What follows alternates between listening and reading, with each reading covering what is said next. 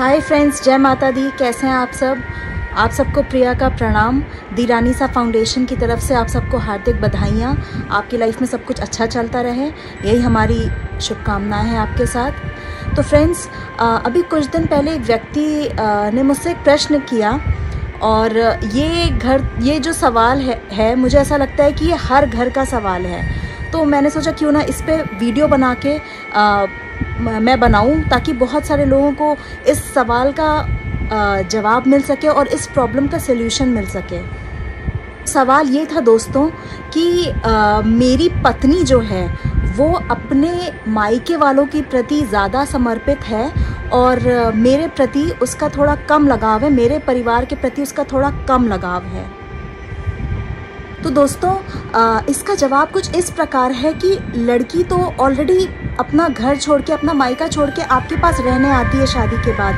आपके माता पिता के लिए, आपके घर वालों के लिए तो वो हमेशा अवेलेबल है। अपने मायके वालों के पास जाने के लिए उसे आपकी परमिशन चाहिए, और वो फिर भी परमिशन अगर उसे मिल भी जाए हाथों हाथ तो भी वो संकोच में हमेशा यहाँ से रहती है कि जाऊँ कि ना जाऊँ, कोई टोक ना दे, किसी को बुरा ना लग जाए।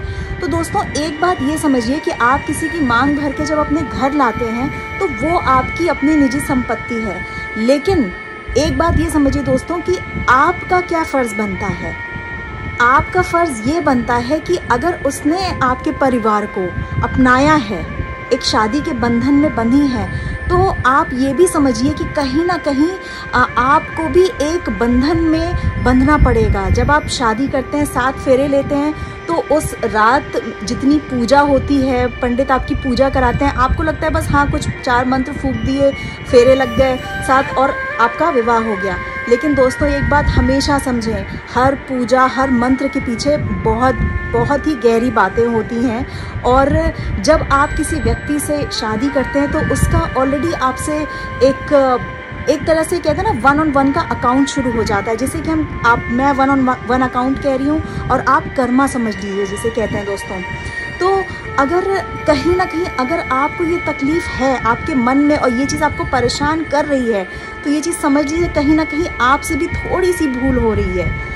तो अब ज़रूरत है, अब जब ये सवाल मेरे पास घूम फिर के आया है और मेरे पास इसका जवाब है, तो मैं आपको बस यही सजेस्ट करूँगी कि सबसे पहले आप किसी को क्या आप कान पकड़ के उसे ठीक राह पे ला सकते हैं या फिर अपने मर्ज़ी के हिसाब से चल सकते हैं? नहीं, कभी नहीं। तो एक चीज़ हमेशा ध्यान रखें, अगर आपको कुछ चाहिए किसी से या आपको कुछ अपनी लाइफ में ये चीज़ चाहिए, मुझे ऐसा हो मेरी लाइफ में, पहले उस चीज़ को देना सीखिए। सबसे इम्पोर्टेंट बात, पहले आप वो व्यवहार करिए जो आप उस लड़की से या उस व्यक्ति से, चाहे ये शादी का बंधन हो, चाहे दोस्ती का हो, चाहे किसी भी व्यक्ति का, पहले आप तो वो व्यवहार करिए जो आपको चाहिए, है ना। पहले आप ही वो तो चलो ठीक है, अब किसी के मन में क्या चल रहा है ये हम कभी नहीं जान सकते कि इंसान के मन में क्या है, लेकिन वो इंसान फिर भी आपके घर में जीवन भर के लिए रहेगा। अब वो जिस तरह से आप परेशान हैं, उस तरह से कभी ये जानने की कोशिश की आपने कि वो इंसान भी कितना ज़्यादा परेशान होगा। और ये जो परेशानी आप महसूस कर रहे हैं ना, ये आपकी अंतरात्मा आपको झंझोड़ती है कि आप गलती कर रहे हैं। और जो मैंने सीखा है, जो मेरे गुरुजी ने सिखाया, मैं आपको वही बता सकती हूँ कि जब तक हम जीवन में कोई गलती नहीं करते हैं तब तक हम परेशानी नहीं झेलते हैं। और अगर हम किसी कारणवश परेशानी में हैं या दुख उठा रहे हैं तो कहीं ना कहीं भूल हो रही है हमसे। तो कोई बात नहीं, हम भी इंसान हैं और हर इंसान से भूल होती है, आपसे भी होती है, हर इंसान से होती है भूल, तो भगवान से भी हुई है ना। लेकिन ये कहते हैं ना, एक साधारण इंसान के बस में नहीं है कि उसी समय अपनी गलती को पकड़ लेना, समझ लेना और उसको करेक्ट करना, जिससे कि जो तकलीफ़ वो उठा रहा है वो हल हो सके। दोस्तों, अगर आप इस वीडियो को देख रहे हैं तो एक बात हमेशा ध्यान रखिए कि सबसे पहले हमारे हाथ में क्या है, दूसरे को कभी आप ठीक नहीं कर सकते। कहते हैं ना, संपूर्ण ब्रह्मांड हमारे अंदर है, हमारे यहाँ पे है, हमारी तीसरी आंख, ठीक है। संपूर्ण ब्रह्मांड हमारे अंदर है। तो आपकी पत्नी है, चाहे आपका दोस्त है, वो सब आपके अंदर ही है। आपको अगर किसी से कोई एक्सपेक्टेशन है तो पहले वो कार्य आप खुद करिए। ठीक है, आप भी उस इंसान के माँ बाप को उतना ही महत्व दीजिए, उसका 1% दे के दिखाइए, जितना कि वो इंसान इतने सालों से आपके माँ बाप के लिए कर रहा होगा, 1% करके दिखाइए। लेकिन क्या होता है ना आजकल दोस्तों, भारत एक ऐसा देश है कि जब हम किसी को बहुत इज्जत देते हैं ना, और एक रिश्ते को, तो शायद कभी कभी कोई बात नहीं, जाने अनजाने ही सही, लेकिन हम उस चीज़ की कद्र नहीं रख पाते हैं दोस्तों। लेकिन मैं यही बोलूँगी आपसे कि अगर आप भी लड़की के माँ बाप को वो इज़्ज़त दे पाएँ, उतना समय दे पाएँ, उतना अपने प्यारे हाथों से उनको खाना बना के कभी खिला पाएँ, तो बहुत बड़ी बात होगी। जो वो पत्नी आप कुछ मत करिए, मैं जो कह रही हूँ कुछ ना करिए, बस उतना करिए जितना आपकी पत्नी आपके माता पिता के लिए कर रही है ना, उतना एक बार आप भी करके देखिए उसके माँ बाप के लिए, उसी के लिए उतना करके देख लीजिए, आपको समझ में आ जाएगा, है ना। लेकिन ये संभव है क्या कि जितना वो कर रही है उतना आप भी करिए? नहीं संभव है ना।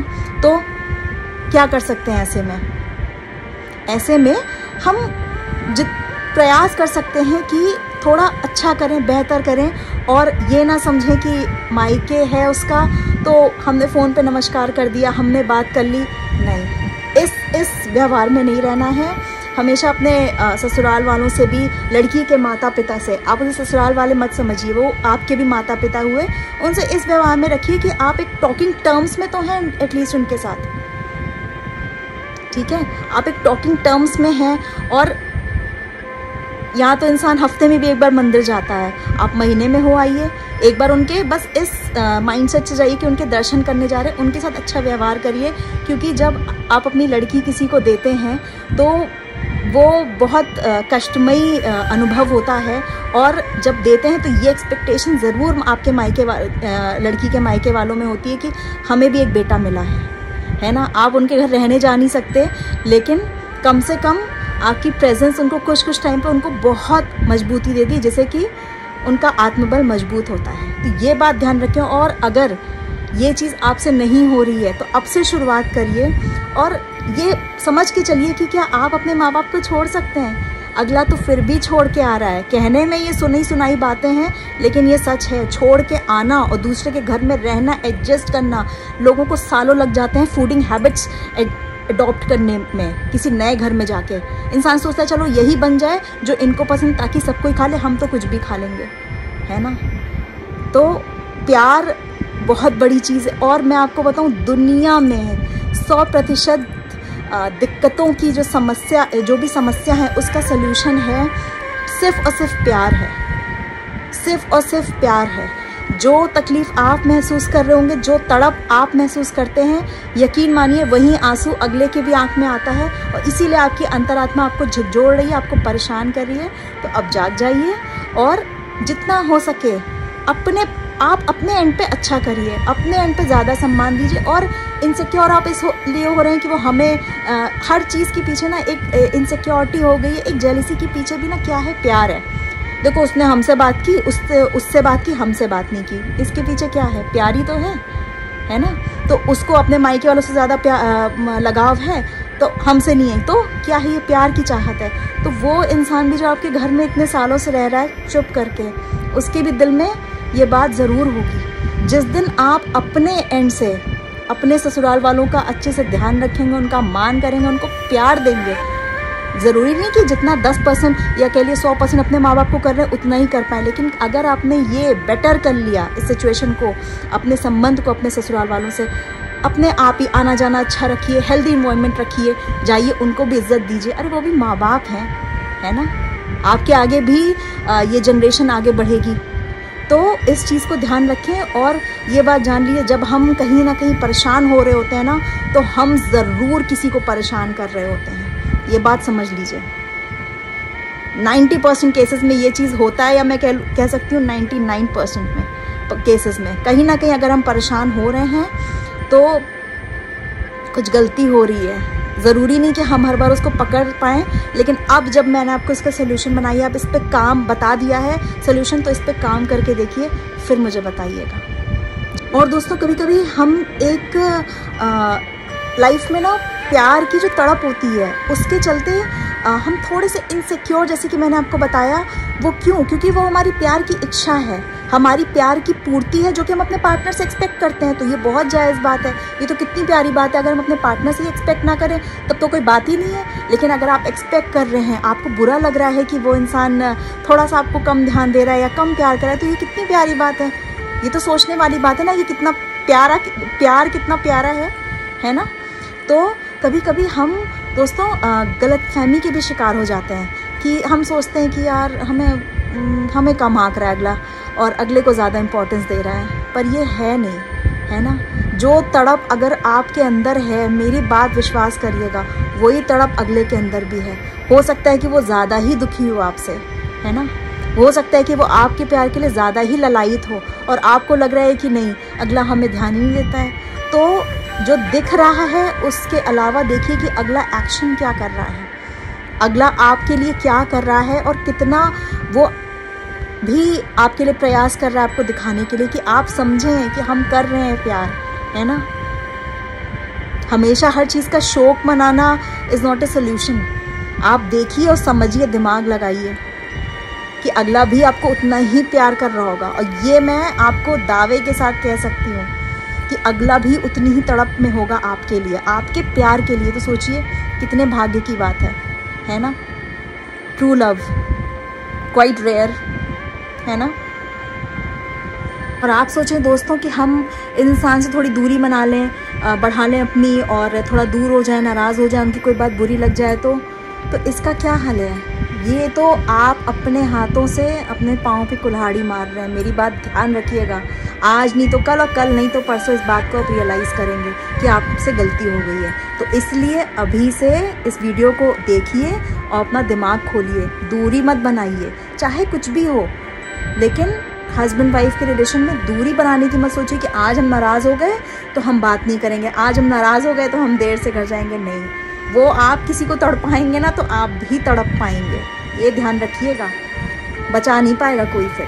तो अभी कभी गुस्से में हो गया कि चलो ठीक है नहीं जा रहे हैं, लेकिन अब से अगर आपको ये ज्ञान हो गया है या मेरे माध्यम से आपको ये बात समझ आ रही है, तो कभी किसी को तड़पाने का काम मत करिएगा, वरना आप भी इतना तड़पेंगे कि आप परेशान होंगे। फिर कोई फ़ायदा नहीं। किसी को ना परेशान करिए और ख़ुद भी अपने सुख का रास्ता खुद बनाइए, स्वयं बनाइए। क्योंकि अगला तो आपसे बोल नहीं पा रहा है किसी भय के कारण, किसी भी वजह से कि घर में मनमुटाव ना हो, झगड़ा ना हो या कोई ऐसी टेंशन की बात ना हो। लेकिन कहीं ना कहीं वो भी उसी लेवल का फ्रस्ट्रेट हो रहा होगा आपकी वजह से, जिस लेवल का आप परेशान हो रहे हैं कि वो अपने मायके वालों को ज़्यादा समय देते हैं और हमें कम, वैसी ही वाइस वर्सा है। वो भी परेशान हो रहा होगा कि ये अपने घर वालों को ज़्यादा इम्पोर्टेंस देते हैं मेरे आगे, है ना। ध्यान दे के देखिएगा आप कभी। अब आगे से कोशिश करिएगा प्रायोरिटाइज़ करने की चीज़ें, है ना। अगर क्योंकि दिक्कत तो आप ही को है तो हल भी आप ही निकाल पाएंगे, सोल्यूशन भी आप ही निकाल पाएंगे। तो फ्रेंड्स, 100 बातों की एक बात ये है कि आप अगले को प्रायोरिटाइज़ करिए अपनी फैमिली के आगे, अगला खुद ब खुद आपको भी प्रायोरिटाइज़ करेगा अपनी फैमिली के आगे। बस यही इतनी बड़ी प्रॉब्लम का इतना छोटा सा सल्यूशन है, ठीक है। और ये सही भी है ना। हर रिश्ते का एक समय होता है उसे प्रायोरिटाइज़ करने का। तो शादी के बाद तो आपका हस्बैंड अगर आप प्रायोरिटाइज़ नहीं करेंगे तो कैसे चलेगा, और आप अगर अपनी वाइफ को कदम से कदम मिला के नहीं रखेंगे तो कैसे चलेगा।